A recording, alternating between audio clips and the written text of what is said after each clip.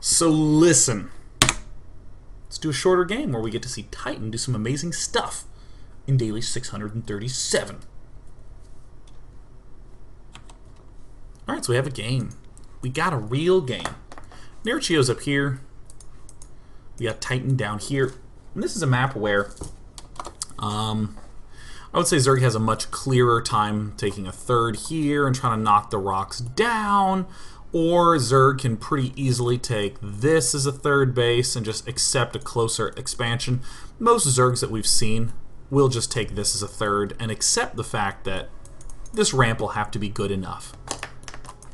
So we're going to see TitaN use this to his advantage, a little bit of predictability.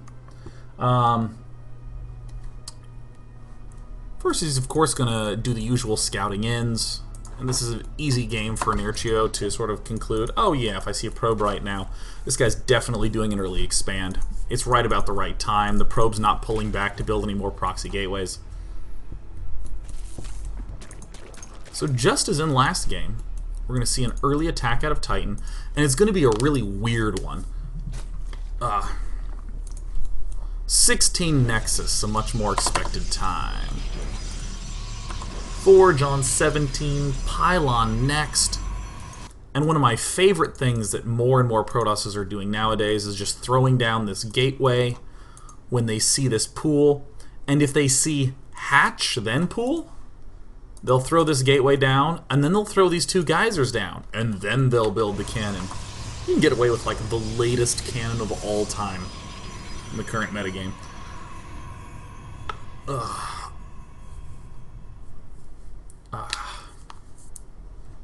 Excellent. My chat is not only in rapt attention of PVZ, but they're posting pictures of dogs. Attaboy, chat. Is chat masculine or feminine? Do you say attaboy, chat, or do you say attagirl, chat? I don't know. Either way, TitaN's doing a usual thang. Alright, so I'm going to pause at 440. Nah, darn, I guess I'll have to pause at 440. I like to pause at nice round numbers, so 430 will do. What's going to be coming down the pipeline? Well, goodness, the Zerg might throw a gas geyser down, but knowing Nerchio, who's rather predictable in the opening stage, like most Zergs, it'll be double gas at 6 minutes or 6:30. From now till then, it'll be nothing but droning.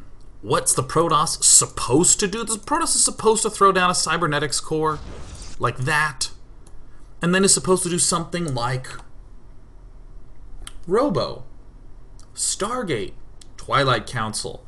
You're not supposed to go mass gateway really anymore.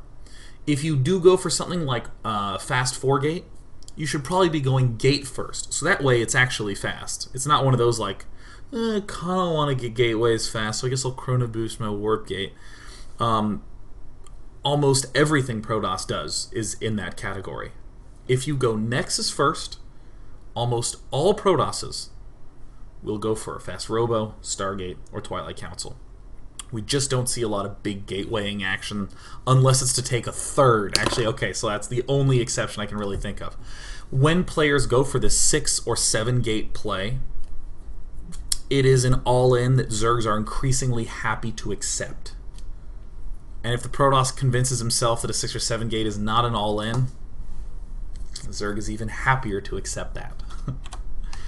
So if I'm Nerchio, what am I going to be looking for? I'm going to be looking for signals that this guy is not going all in, which would be these gas geysers here. That's all I really care about. And then I'm going to conclude that he is going for Stargate, Robo, or Twilight. Only time we really see a lot of big mass gatewaying action, as in a gateway rush, is when a player goes gate first. Every now and again you get a player who will like warp gate and block the ramp, which is like super strong. I don't know why more people don't do that. But let's take a look at what TitaN does. First of all, he goes Zealot, and then he goes ground weapon. When you scout this as Zerg, you're almost always pinning him on the big all-in play, or the Immortal Sentry all-in that Parting's famous for. Why do you do that? Because Stargates get so much stronger if you start them like 30 seconds earlier. they get way the hell much stronger. The ability to have an extra Phoenix out when the first big push comes, which is, that, by the way, Phoenix takes 30 seconds, that's why I say that. The ability to have that extra Phoenix out is the difference between picking off a queen or two or getting no queen. So all Stargate players are going to be thrown down the Stargate right now. Zergs will generally be building their Spore Crawly dudes around 8. Or if you're Jaedong, you delay it for like way insanely long like a badass. But point of this is that when you see this as Zerg, this is going to be an all-in or this is going to be a robo play. Occasionally you get some funky straggler build, but I'm talking about like 80% of the time. That's like what I mean by most of the time. Maybe you're against Stardust, who's going to be going for some sort of crazy double forge. So first Zealot comes out. When I see that, I'm like, okay, normal. He just wants to play nice and defensively. But then TitaN's getting out another Zealot. Huh, that's kind of funny. We even see Chrono Boost on the +1. Huh, that's even funnier. When I remember watching this, I watched this game live. I was like, what the hell is TitaN doing? This is not lining up.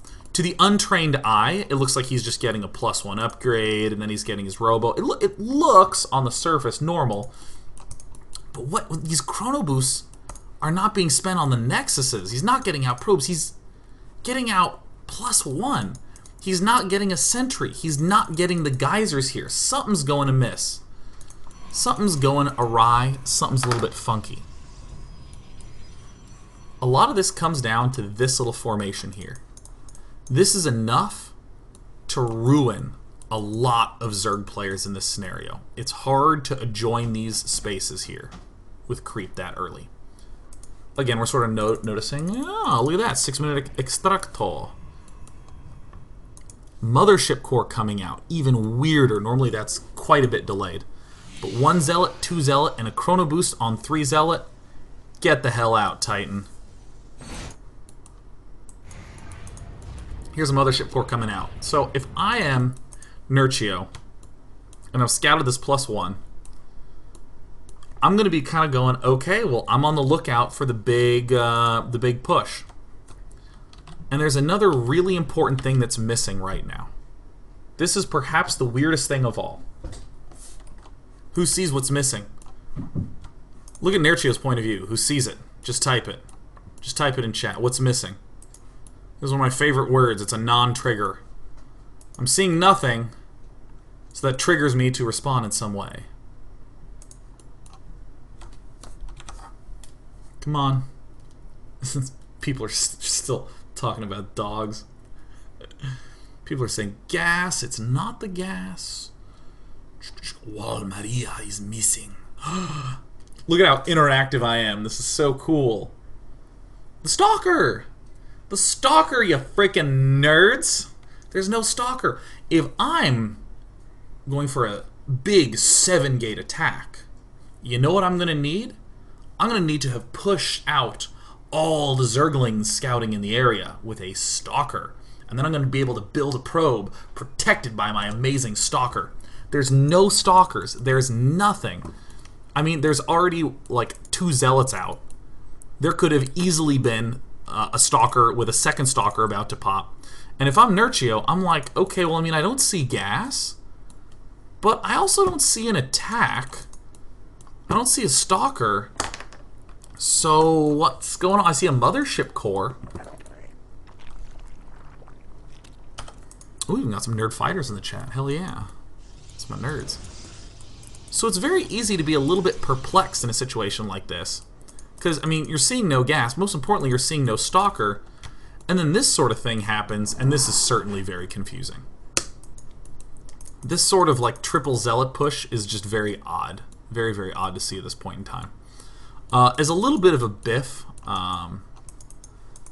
Nerchio is, like, perfectly not seeing this probe. But these Zealots, we can just pretend a probe is joined along with it. In other words, if TitaN's probe did get picked off, he's not somehow screwed. So we see that this is all aligned, the Mothership Core timing, the Zealot timing. to hit right at +1. Look at this. +1's finishing up before Warp Gate. What? Isn't that weird? Isn't that like totally odd? As a general rule, you just don't get you don't do like a fast +1 attack without a Warp Gate. No. You don't. You simply don't do that. You can kind of go crazy on the chrono boost here and maybe get this done at like 7:15, 7:25, something like that. But like this attack strikes most Zergs when they only have Zerglings. And you have super mega Zergling killers popping out of this. I'm actually going to go take a brief history of the chrono boosting just so we can appreciate this maneuver from TitaN. Come on, bring it on back. Alright, no Zealots out. Look at these two structures. I'm going to select them both. Boom! There's ground weapons. Now look up at the main screen. There's one chrono boost. Yeah, I mean, I know that we're... Oh wait, is that a second chrono boost? I think so. Second chrono boost, where are you? Where are you lurking about? Oh! There's, so far, I've seen a couple on there. And you know what, that third Zealot? Let's get him out a little faster, don't you think? Yeah. We spent 3 chrono boosts here so far. We haven't spent nada here, man. None of that stuff. How weird is it to be chrono boosting out Zealots in a position like this? If you said real frickin' weird, you are correct. Wow, look at the amount of chrono boosts on there. That is so weird. Okay, I play Protoss more than all the races. By a large margin. I study Protoss for myself to steal ladder builds, and you just don't see this much chrono boosting on the +1. And look at this window this is going to open up for TitaN. This is so cool. Gets me so wiggly. So he's striking. A lot of times, Zergs will be building this Roach Warren at 7 minutes to finish at 8 minutes. Nerchio was either a little suspicious or he wanted to do an attack himself. Whatever the reason being, Nerchio started his Roach Warren at 6:30 to finish at 7:30. Look at this attack striking at this awkward time. I mean, there's a pylon coming down as well, and yeah, it's gonna, you know, align with the warp gate that, you know, certainly chrono boosting that's gonna be all nice and jazz. But this is now an extremely vulnerable expansion because of how bad Zerglings are against these Zealots. And now we have a Mothership Core that's actually hyper-relevant in terms of a fight. Warpgate has not actually finished. And there it's finishing up. So we see these Warp Gates out. We see that there's a Immortal coming up. We see that there's a +1 armor. And we're going to take a look at this Warp Prism. This is the first thing that was constructed out of the Robo. I don't know if I showed that like super explicitly, but there it is, damn it. So while this whole attack is going on, it's going to be an extended face bludgeoning from TitaN. Boink. Robo facility chronoed into Immortal popped outed. Okay, so we didn't get Warp Gate in time to harass this expansion. You can totally imagine this pylon finishing. You can totally imagine Nerchio not having enough Zerglings and just 8 Zealots warped in, easily killing this off. Mothership Core has 4 kills. In fact, yikes, 7 workers killed. 39 to 42. TitaN, who did almost no chrono boosting on these probes, almost all his chrono boosting on these structures, has more probes. And then we're going to see Warp Prism Harass up in the main base. Layer, if all things went well, would start at 7, finish at 8, so that way Roach Speed could be done at 10:30.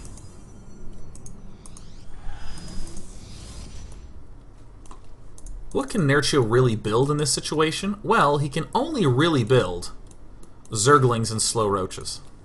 Behind this, TitaN is doing lots of gateways. Chrono boosting on the Immortals. This is perhaps the only blunder of the entire game. I'll actually just show it happen in fast motion.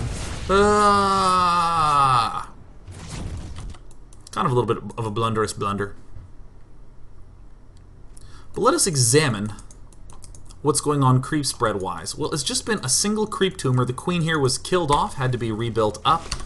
We see that there's 2 queens with a third one just popping out now, which means that the main base is missing some larva injects. So I mean, I'm doing this comparison about the difference between workers. It's actually a little bit stronger because Nerchio doesn't have the ability to flood, 15 at a time. So the warp prism arrives up in the main base. Floats around this way. The creep spread is not so great. There's a little blunder. Kind of noting that the layer is not actually done yet.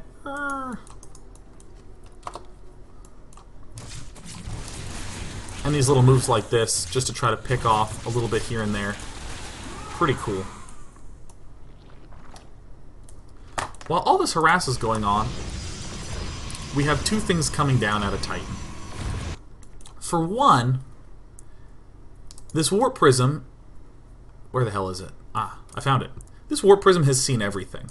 It's seen every inch of the back of the creep. It's flown over here. It's explored this back side. The only place it hasn't really explored is here. Gotten almost full exploration over here.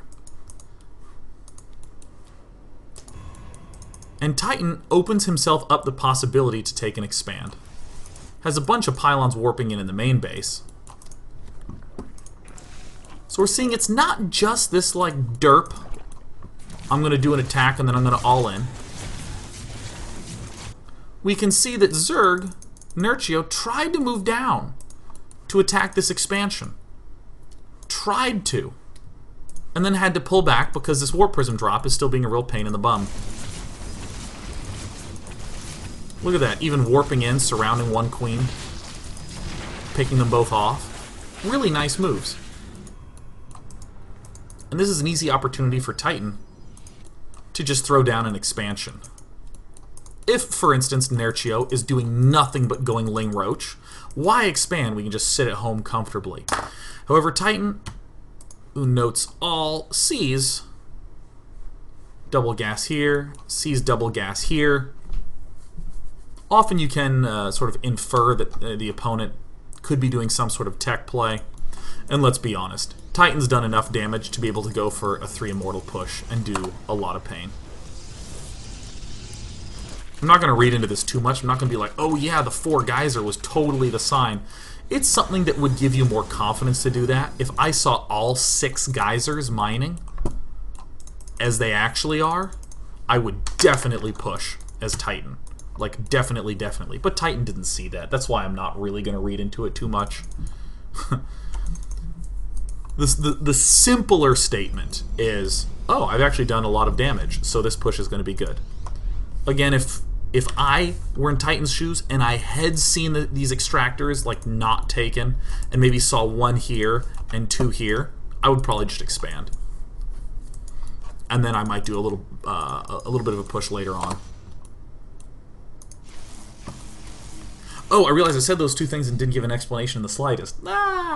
If I saw 6 geysers up and running, for one, he is not going to be having a lot of minerals. Less minerals to build the things to hold off my attack. So cool. Good time to attack. Second thing is that if he has 6 geysers down, it's a very reasonable assumption that he's probably trying to do something with 6 geysers worth of gas, like go Spire or Infestors. So I'm just going to hit him before he gets that up. He's invested the most amount of dollars into getting that tech without having that tech. So that's why I want to do that attack. Alternatively, if I scout him with no geysers, he can't be teching. I don't know for a fact if he's massing Ling Roach, or if his macro's bad, or if he's hidden a base. But I know for a fact he's not teching, so it's a very easy, safe play for me to throw down a base. If he does go Mutalisk, he's going to have like 5 Mutalisks, so I'm in pretty good shape. Therefore, TitaN could have seen these geysers to be able to do that push. He would have needed to seen all 6, but the simpler reason that TitaN is doing this is because, damn it, he's done damage, damn it. And there's that +1 armor there to do a nice little booster. You have a adequate engagement angle. TitaN, who is excellent.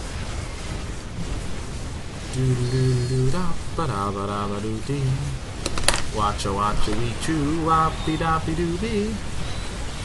He kills him with some warpins. GG. Oh, GG.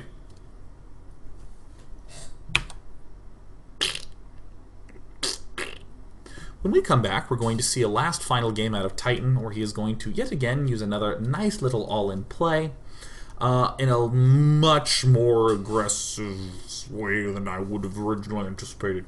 So we're going to do that in part 3 and then just take some questions.